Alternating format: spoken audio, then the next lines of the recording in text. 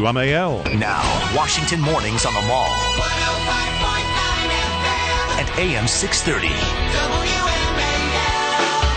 WMAL. Good morning and a happy Friday to you. 8:07 on WMAL. Brian Neiman and Brian Wilson as we broadcast live from the Metro 29 Diner. We're in Arlington right off of Lee Highway. We're here for another hour.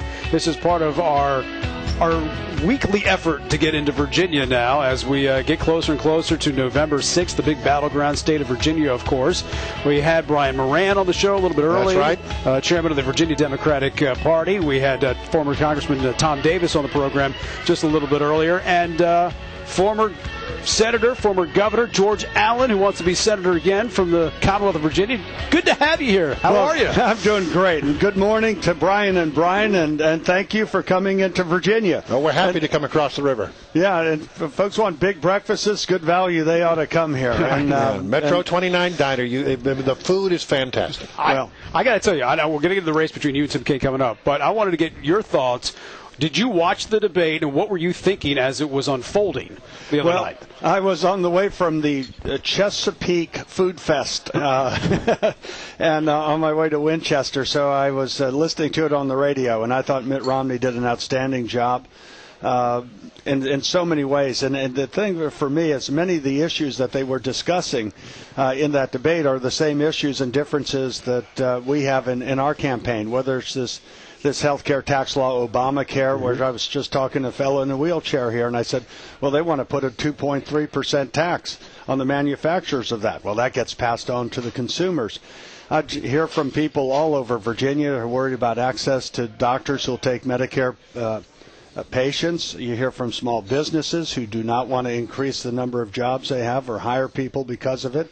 Energy is a big issue from Southwest Virginia and the coal fields to our coast. Virginians are ready, willing, and able to provide America with the energy to power our economy. And in fact, in the event that I'm hired on to represent the people of Virginia in the Senate, right after taking office, the first bill I would introduce would allow us in Virginia to produce oil and natural gas off our coast and then use the royalties for roads and transportation, and that would be hundreds of millions of dollars a year for transportation priorities here in Virginia.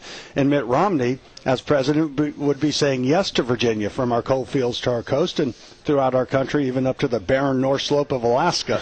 We ought to be utilizing our American energy resources for more affordable fuel, and it affects food prices, it affects electricity, affects our everything. Yeah. Let me ask you about the state of the race in the Commonwealth. Let's look at some numbers. Right now, it's a 2-point race. Obama leads. But with a big debate performance by Romney, many people think that may change, that may tighten up.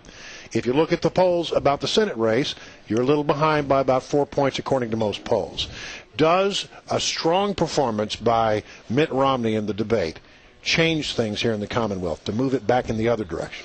Well, it's bound to be helpful to the extent, and a lot of people who are watching that debate or listening to it on the radio, and of course we all like people listening to the radio. That's right, we do. There you go. That's the way to get everyone together. It's bound to help, and I think it focuses people in on the issues that matter, affect them at their kitchen tables, whether that's, one side wants to raise taxes. In fact, Joe Biden just said they want to raise taxes by $1 trillion.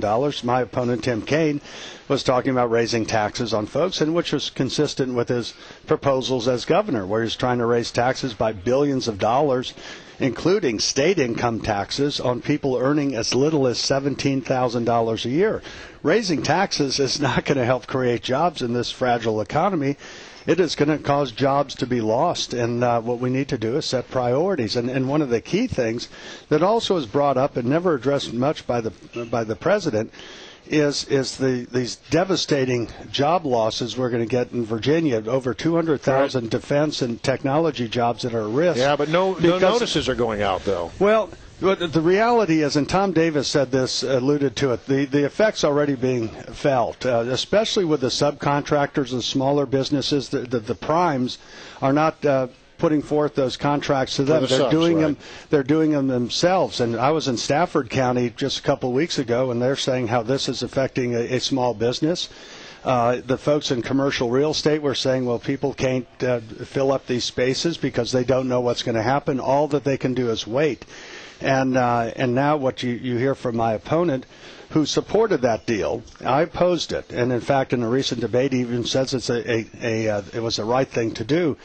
This is going to be so devastating to our economy, particularly here in Northern Virginia, as well as Hampton Roads, and this is a dangerous world. So this is not only is it wrong and a lack of leadership in setting priorities, but is really dangerous to do this. And these cuts, half the cuts coming from the paramount responsibility of the federal government, which is national defense. Let me ask you this, though. You laid it out very well that things are not going great in this country right now. You have high unemployment that's been above 8% for quite some time. We've got the possibility of inflation coming up. We have a debt over $16 trillion. The economy is sluggish. And a president who has an approval rating below 50%. Historically, you can't win an election like that. But Barack Obama is close, or if not leading in the polls, and Republicans may lose some houses in the seats in the House. Why isn't it resonating with the American people if we have this stark of a problem in this country? Why do you think that? Well, I'm not a political analyst. Tom Davis is much better on that than me. But here's the point. You talk to people. I mean, does it concern you that the fact that it is like this now, and yet it is still extremely close? There you go. I knew you'd adduce the point. It is very close. The people that my wife Susan and I listen to all over Virginia are not happy with the direction of our country. Most people, I think, envision a better future than what we're having to endure these days. It is our responsibility as candidates who want to see change to say, here are the positive, constructive ideas that we would like to see put into effect that will help you or your children. Right. You talk about unemployment. Underemployment's even more discouraging. So many young people who graduate from college move back home. The underemployment rate amongst young people and indeed middle-aged people, where folks are in a job but is not fully utilizing their skills or their talent or their education. That's what needs to be turned around. And I try to point out to folks in Virginia, I have a proven record of working as governor with Democrats in control of the legislature. We reduced taxes. We made our community safer. We've gotten endorsements from the NFIB, from the realtors, from the Fraternal Order Police, the U.S. Chamber of Commerce, the NRA. All of that are validations of what we're saying is borne out by our past record. And I think people, as you get to Election Day, where last month, will focus in. It'll be those independent swing voters in Virginia who are going to determine really the future of our country. Well, there's only one more thing that's more important than politics, and that's getting to traffic and weather on the 5. So hang on for a minute. We're going to do weather, come back, and continue our conversation with Senator George Allen. 8:15, traffic and weather together every 10 minutes. First on the 5s. Can't miss it. Here's Jamie Whitten. And it's important to note that we do have some happy commuters. Better than normal on 270 if you're coming out of Clarksburg, past 118, not seeing too much of a backup until you get to some of that volume down toward the exits to Rockville and the lane divide. Now, we're still bunched up Beltway and Silver Spring from 95 to Georgia Avenue. No problems, 50 out of Annapolis Bowie. Southbound 95 Maryland, keep alert. We just had a report of a crash. Southbound, after the exit for Route 100, exit 43, but before you get to Route 175. This puts it south of the exit for BWI Airport on Interstate 95.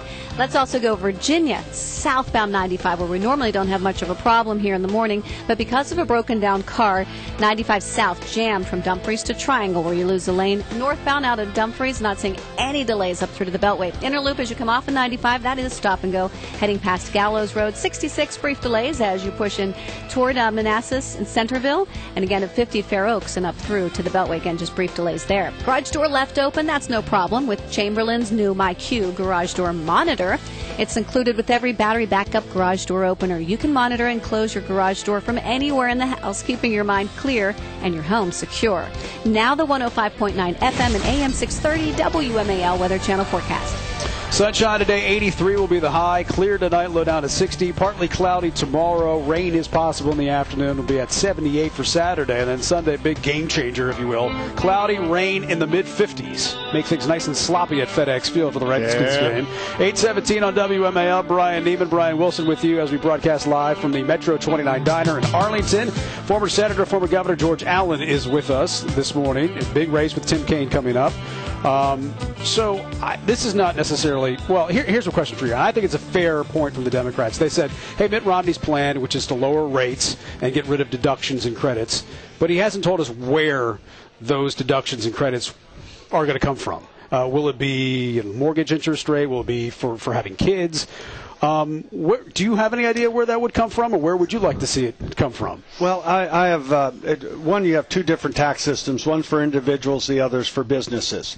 On the individual side, what I'm advocating and have been is a freedom to choose flat tax.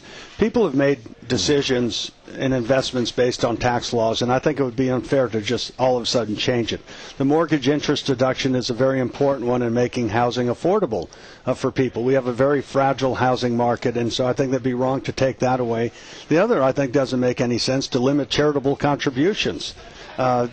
Charities like to get contributions. So, well, where this credit's going to come from? So the point is, if you like the current tax law, you can stay with it.